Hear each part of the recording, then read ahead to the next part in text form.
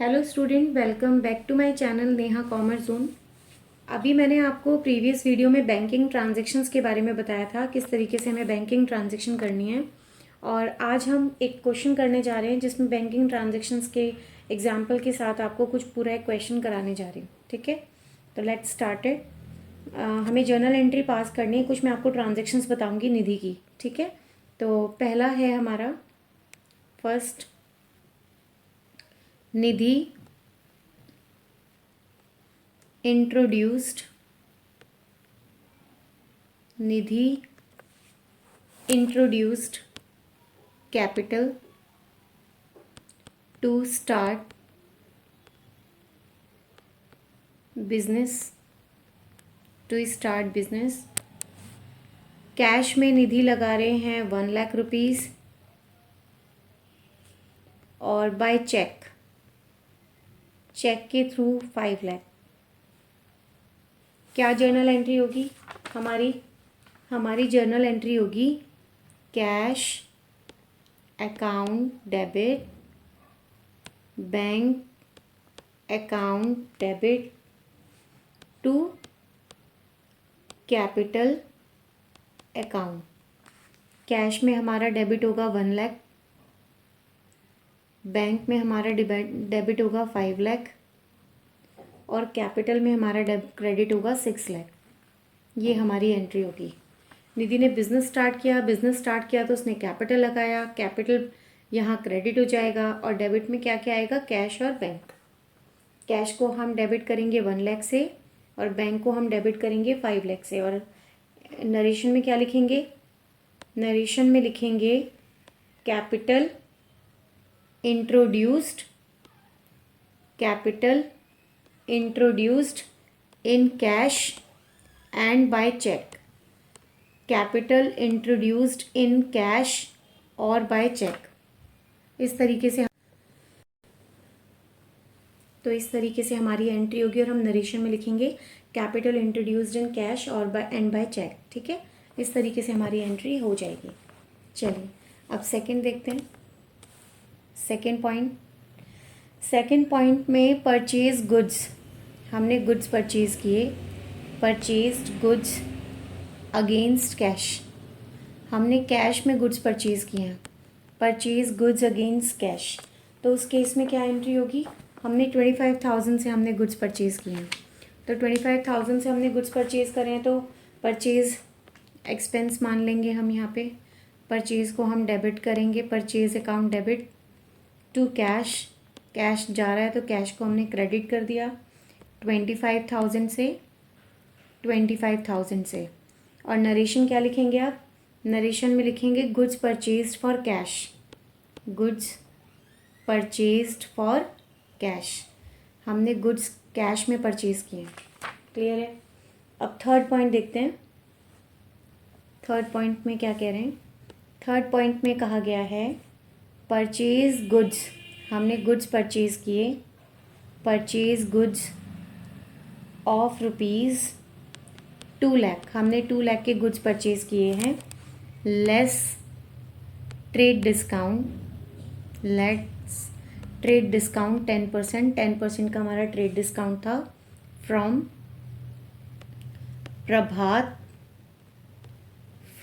Prabhat electric company,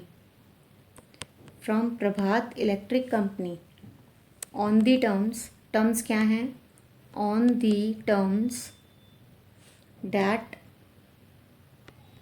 on payment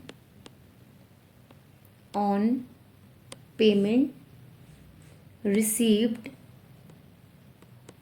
within 10 days, right? Within 10 days cash discount will be allowed at the rate 5% interest, 5% cash discount, and on payment received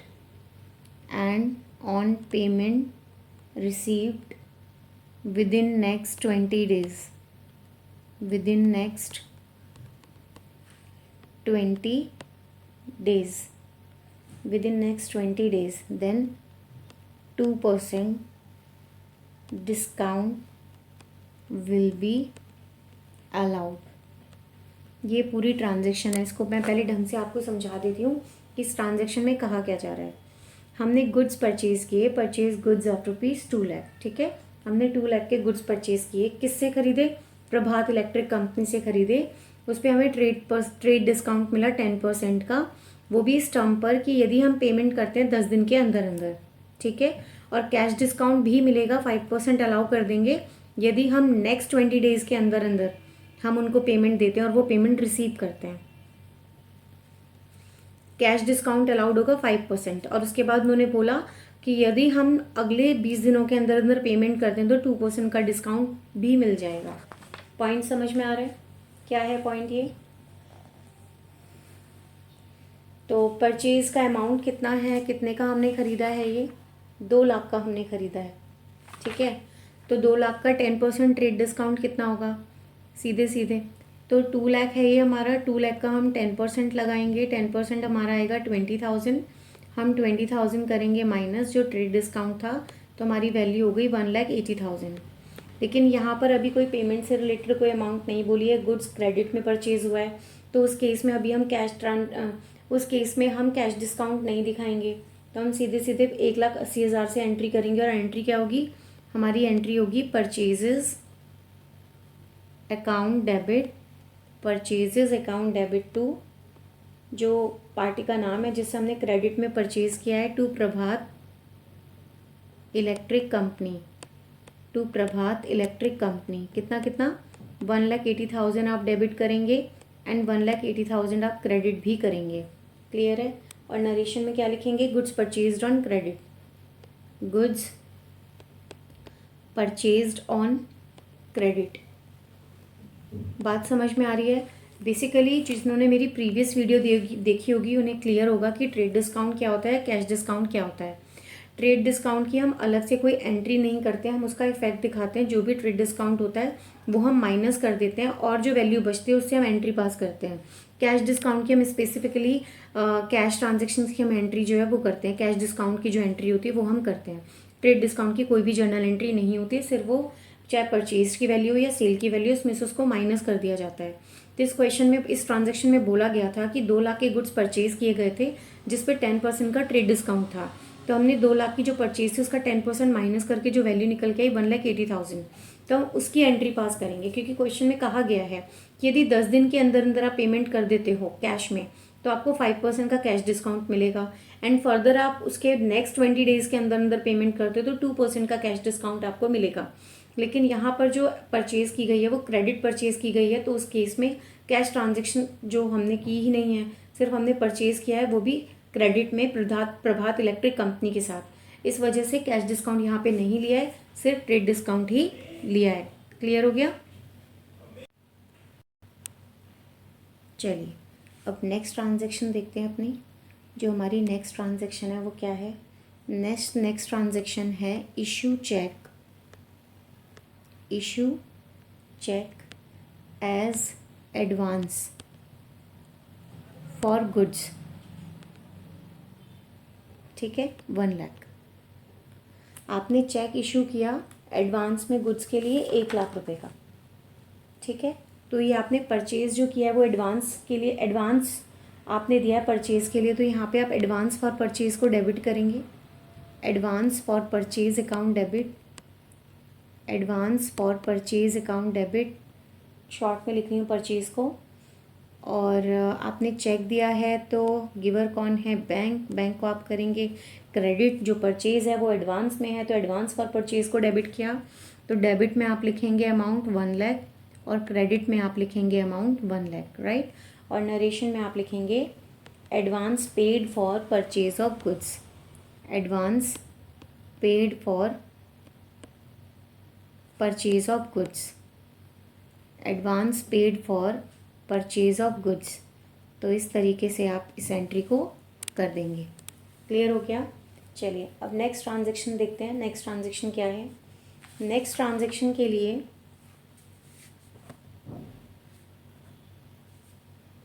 जो हमारी next transaction है वो है purchased goods of ₹2 lakh. आपने 2 लाख के goods purchase किए, right. Less 25% trade discount. कितना percent trade discount है? 25% आपका ट्रेड डिस्काउंट है। And paid immediately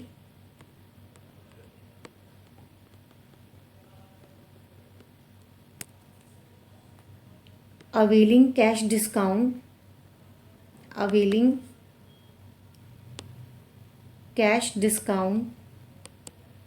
of 2%.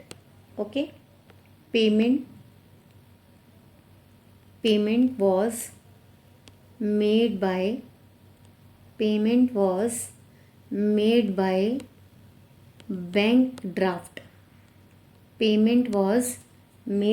bank draft.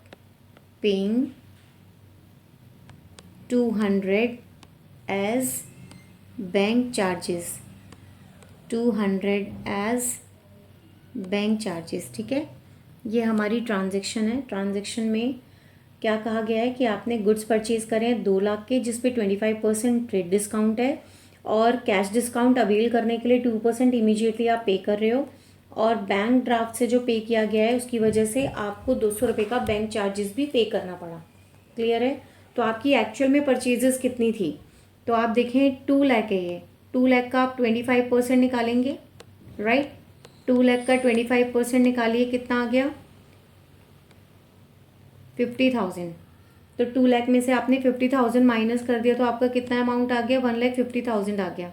तो आपकी परचेज वैल्यू कितनी हो गई? 1,50,000। क्योंकि ट्रेड डिस्काउंट तो हम सिर्फ माइनस करते हैं, उसकी स्पेसिफिक कोई भी जर्नल एंट्री पास नहीं करते हैं। तो हमारी एंट्री क्या बनेगी? हमारी एंट्री बनेगी परचेजेज अकाउंट डेबिट। आप परचेज करेंगे डेबिट कितने से? 1,50,000 से। अब क्योंकि आपने ड्राफ्ट के थ्रू किया तो 200 रुपये का बैंक चार्जेस भी था, तो 1,50,000 तो आपने लिख दिया डेबिट में परचेजेस। फिर आपने बैंक चार्जेस, वो जो खर्चा है वो भी आप डेबिट करेंगे, तो आपने बैंक चार्जेस अकाउंट डेबिट भी 200 डेबिट कर दिया। ठीक है, टू बैंक आपने जो पेमेंट की है, गिवर है बैंक, तो वो क्रेडिट होगा टू बैंक। और डिस्काउंट भी रिसीव्ड हुआ, क्योंकि कैश में डिस्काउंट रिसीव्ड हुआ है तो उसकी तो आपको एंट्री करनी पड़ेगी।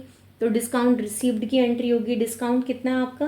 2% डिस्काउंट है। 2% आपने निकाला तो कितना आया? 3,000 आया। सॉरी 3,000, हाँ 3,000 आपका डिस्काउंट रिसीव्ड आया। ओके, तो अब हम क्या करेंगे?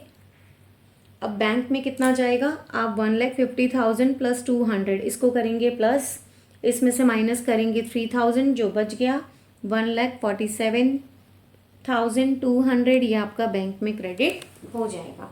Isn't it? और ये 3,000 भी कैसे आया? जो 1,50,000 है हमारा, यदि हम इसका 2% करेंगे तो हमारा कितना आ जाएगा? 3,000 आ जाएगा। इस तरीके से तो हमने परचेज को डेबिट कर दिया 1,50,000 जो उसकी वैल्यू थी, ट्रेड डिस्काउंट माइनस करने के बाद। बैंक चार्जेस 200 रुपये थे, वो भी हमने डेबिट कर दिए, खर्चा था। और हमें 2% का कैश डिस्काउंट अवेल्ड हुआ, तो 1,50,000 का 2% निकाला तो हमारा 3,000 आ गया। तो हमें एक्चुअल में कितना पेमेंट देना पड़ा?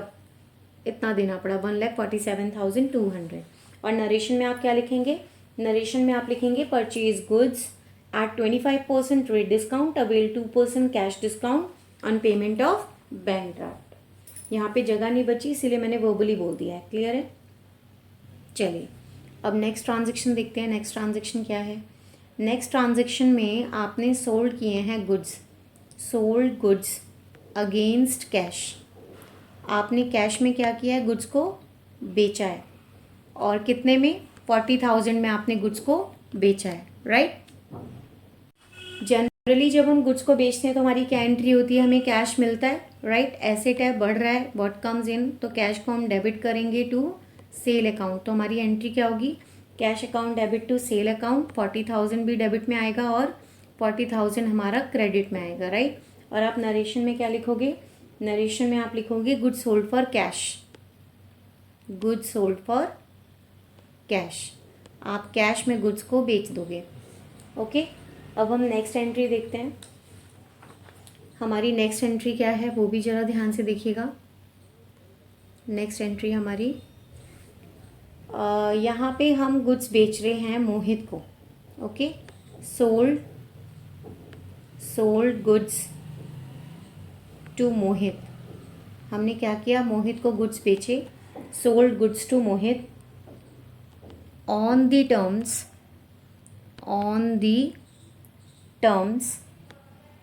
That cash discount shall be allowed at the rate 5% on payment made within 7 days and 2%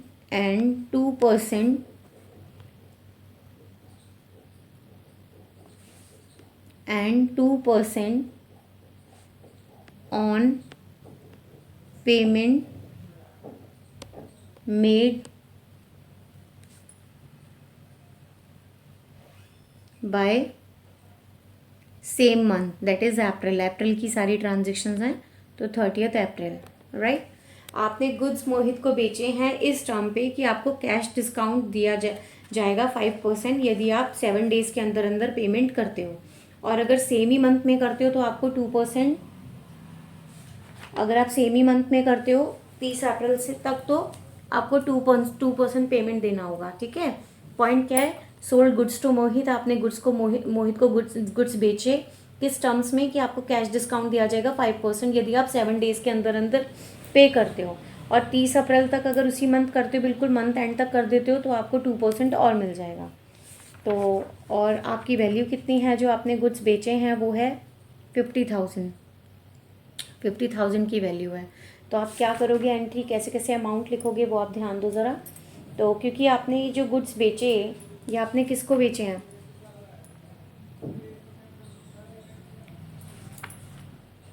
मोहित को, तो आपकी एंट्री क्या होगी, Mohit account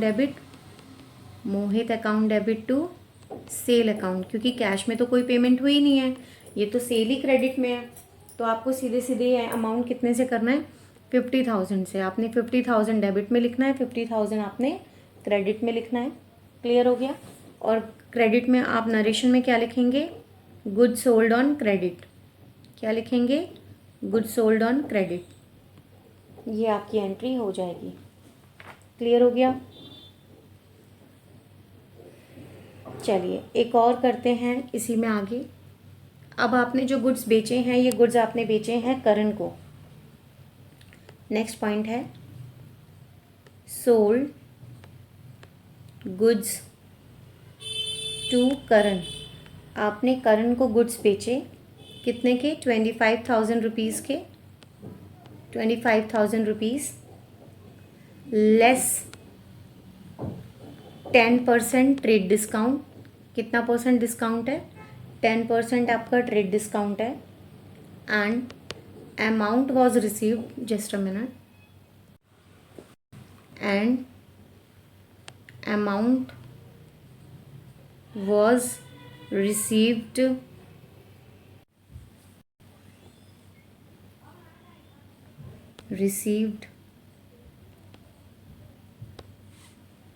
and amount was received from Mohit after cash discount,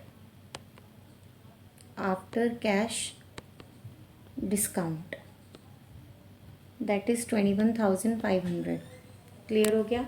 आपने करण को गुड्स बेचे 25,000 के, 10% ट्रेड डिस्काउंट था अमित से, और अमाउंट आपको मोहित से रिसीव हो गया कैश डिस्काउंट के बाद कितना, जो उसका टोटल अमाउंट था, ये 21,500 नहीं है, राइट। सिंपली आपने क्या क्या किया, तो आप क्या एंट्री करेंगे इसमें, सबसे पहले तो आपने करण को सोल्ड किया, तो current account debit to sale account, right. आपने क्रेडिट में गुड्स बेचे हैं, 25,000 है, उसका 10% माइनस कर देंगे तो हमारा कितना आ जाएगा 22,500। तो 22,000 आपने डेबिट में लिखा 500 और 22,500 आपने क्रेडिट में लिखा। और नरेशन में आप क्या लिखेंगे, नरेशन में आप लिखेंगे goods sold on credit, goods sold on credit, ठीक है। 10% का आपका ट्रेड डिस्काउंट है, अलाउइंग 10% ट्रेड डिस्काउंट। और आपने जो भी उधार गुड्स बेचे थे, ठीक है, तो अब उसका आपको अमाउंट रिसीव हो गया, लेकिन आपने उसमें डिस्काउंट अलाउ करा कितना, अगेन 2500। तो उसके लिए आपकी क्या एंट्री बनेगी, आपकी एंट्री बनेगी bank account debit, debit the receiver, receiver यहाँ पे बैंक हो गया, डिस्काउंट अलाउ किया, खर्चा है उसको डेबिट करेंगे, discount allowed account debit, discount कितना है, कैश परसेंट 5% है, तो उसके लिए हम क्या एंट्री करेंगे, जो 5% का कैश डिस्काउंट होगा, 5% का कैश डिस्काउंट था जो हमने पहले एंट्री करी थी, उसमें बताया था कि 5% का कैश डिस्काउंट होगा। तो हम 5% का कैश डिस्काउंट जो निकालेंगे उसमें क्या लिखेंगे, ज़रा वो अमाउंट देख लेना। और हमने मोहित से कितने का क्रेडिट सेल लिया, क्रेडिट सेल हुआ था 50,000। उस ट्रांजैक्शन में पहले ही बता दिया था कैश का कितना डिस्काउंट होगा 5%, तो उसका 5% कितना आया 2500। 2500 माइनस कर दिया तो हमारे पे कितना बच गया 47,500। तो इस तरीके से हमारी एंट्री हो जाएगी। आप कंफ्यूज मत होना, हमने प्रीवियस जितनी ट्रांजेक्शन्स की हैं उसमें मोहित को हमने 50,000 के क्रेडिट गुड्स बेचे थे और कहा था कि यदि वो कैश में पेमेंट करते तो 5% का उसको डिस्काउंट अलाउ किया जाएगा। तो आगे जैसे जैसे ट्रांजेक्शन बढ़ती गई तो उसमें दिया हुआ है आगे कि अब उससे हमें पैसे मिल गए 50,000 रुपये के हिसाब से और डिस्काउंट अलाउड 5% हुआ है, तो वो हमने यहाँ पे डिस्काउंट अलाउड डेबिट कर दिया, राइट। तो इस तरीके से हमारी ये एंट्री हो जाएगी। चलिए, अब बैंक को डेबिट कर दिया, डिस्काउंट अलाउड डेबिट कर दिया, टू मोहित हो गया। अब नेक्स्ट देखते हैं हम नेक्स्ट ट्रांजेक्शन। नेक्स्ट ट्रांजेक्शन में क्या है, नेक्स्ट ट्रांजेक्शन है जहाँ पे कहा गया है कि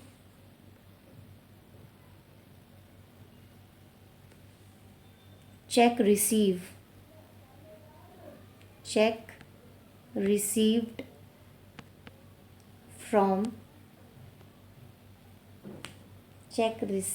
फ्रॉम करण, हमें करण से चेक रिसीव हुआ and deposit into the bank, और हमने क्या किया उसको डिपॉजिट कर दिया बैंक में, ठीक है। और वो चेक कितने का था, उससे पहले एक ट्रांजैक्शन आपको और बता दूं कि वो जो ट्रांजैक्शन थी वो 21,500 का चेक दिया गया था, ठीक है, 21,500 का चेक दिया गया था। तो आप इस केस में क्या एंट्री करोगे, जो हमें मिला है और जो भी अमाउंट बैलेंस था वो आप पे करोगे। तो उस केस में हम क्या करेंगे, हमें चेक रिसीव हुआ है, तो देखिएगा ज़रा, तो हम एंट्री लिखेंगे cheque in hand account debit to Karan, ठीक है, 21,500 हमें चेक रिसीव हुआ करण से, हमने उसे बैंक में जमा कर दिया, डिपॉजिटेड इन द बैंक। तो उस केस में cheque in hand account debit, क्योंकि अभी चेक क्लियर तो हुआ नहीं है, तो cheque in hand account debit, और कौन दे रहा है, करण से, तो इसीलिए करण अकाउंट को हमने क्रेडिट कर दिया। क्लियर हो गया। चलिए, अब उसके बाद बैंक ने चार्ज किया एज अ बैंक चार्जेस, तो उसकी क्या एंट्री होगी वो भी देख लेते हैं। बैंक ने चार्ज किया है, बैंक के द्वारा चार्ज किया गए हैं बैंक चार्जेस, तो उसकी क्या एंट्री होगी वो भी देख लीजिए। उसकी एंट्री होगी, नेक्स्ट ट्रांजैक्शन है bank charges, bank charges, bank ने बैंक चार्जेस चार्ज किए जो कि 200 के हैं, तो हमारी क्या एंट्री होगी, हमारी एंट्री होगी bank charges account debit to bank account, और हम क्या लिखेंगे 200 डेबिट में लिखेंगे और 200 हम क्रेडिट में लिखेंगे। और नरेशन में क्या आएगा, नरेशन में हम लिखेंगे bank charges charged by bank charges charged by bank, ये हमारा हो जाएगा। नेक्स्ट एक और पॉइंट है ट्रांजैक्शन, वो भी देख लीजिए। नेक्स्ट ट्रांजैक्शन है हमारी इंश्योरेंस प्रीमियम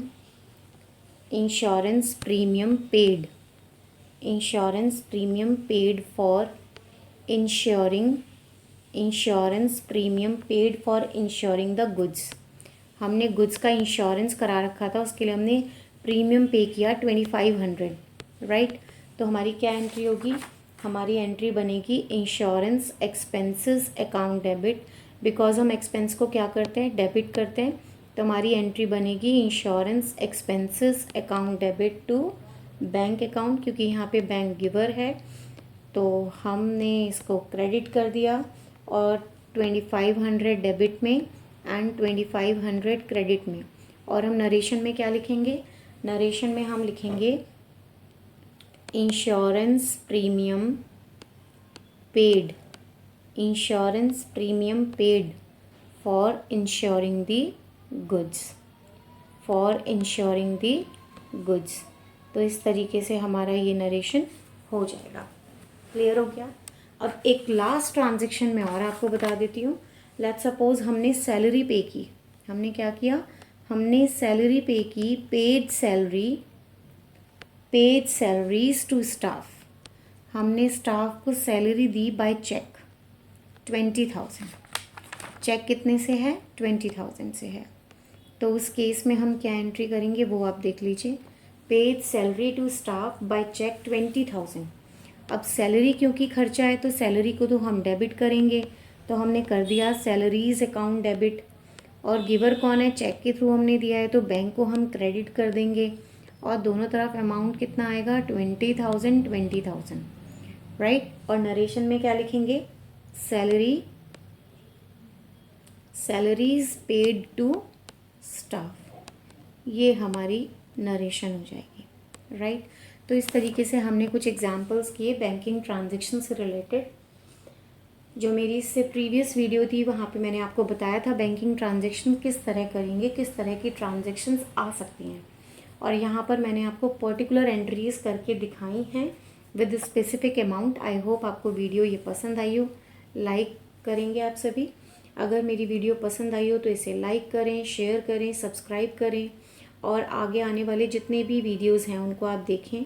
और यदि आपको किसी तरह का कोई डाउट आता है तो आप कमेंट सेक्शन में भी सेंड कर सकते हैं, मैं आपके डाउट्स को क्लियर करूँगी। मेरी सीरीज़ है जहाँ पे मैंने जर्नल चैप्टर के बहुत सारे पार्ट्स जो हैं वो बनाए हुए हैं, तो आप पार्ट वाइज देखें ताकि आपको सारी वीडियोस क्लियर हो जाएं, आपका कोई भी पार्ट छूटे ना। यदि आपने कोई भी पार्ट स्किप कर दिया या कोई पार्ट रह गया तो उसमें प्रॉब्लम ये होती है कि आपको पता ही नहीं चल पाता कि आपका कितना कवर हो गया और कितना कवर नहीं हुआ है। लेकिन अगर आप सीक्वेंस में पार्ट वाइज वीडियो को देखेंगे तो उससे फ़ायदा ये होगा कि आपका कोई भी पार्ट स्किप नहीं होगा, आपको सारी चीज़ें क्लियर होंगी, राइट, और आप उसको बहुत अच्छे से कर पाएंगे। उसके अलावा मैंने 12th की भी बहुत सारी वीडियोस बनाई हुई हैं। 12th क्लास की जो वॉल्यूम 1 है अकाउंटेंसी का, उसमें मैंने सारा पार्ट वाइज बना रखा है, प्रॉपर प्लेलिस्ट है। आप वहाँ पर जा कर के कॉन्सेप्ट को समझ सकते हैं, और हर एक कॉन्सेप्ट के बेसिस पर मैंने कुछ क्वेश्चंस भी कराए हुए हैं, और भी मैं वीडियोज़ उससे रिलेटेड डालूंगी पार्ट, और फिर कंपनीज अकाउंट भी डालूंगी जो क्लास 12th का वॉल्यूम 2 है, थर्ड पार्ट भी डालूंगी। सब 1 बाय 1 धीरे धीरे डालूंगी। और इसके बाद जो मेरी आगे वीडियोस होंगी वो 11th क्लास की BRS से रिलेटेड होंगी, बैंक रिकन्सिलेशन स्टेटमेंट से रिलेटेड, और final account without adjustment, with adjustment. बाकी अगर आपको कोई स्पेसिफिक चैप्टर या कोई ऐसा स्पेसिफिक टॉपिक है जो आपका डाउट में और क्लियर नहीं है तो वो भी आप मुझे कमेंट बॉक्स में सेंड कर सकते हैं, ताकि मैं उस पर भी वीडियो बनाऊं और आप तक मैं पहुंचा सकूं, राइट। तो किसी भी तरह का अगर डाउट हो तो प्लीज़ आप शेयर करें, और इस वीडियो को ज़्यादा से ज़्यादा लाइक करें, ज़्यादा से ज़्यादा शेयर करें, ताकि बाकी बच्चों तक भी वीडियो पहुंच पाए और उसको वो इजीली देख पाए। ठीक है? थैंक यू बच्चों, थैंक यू सो मच।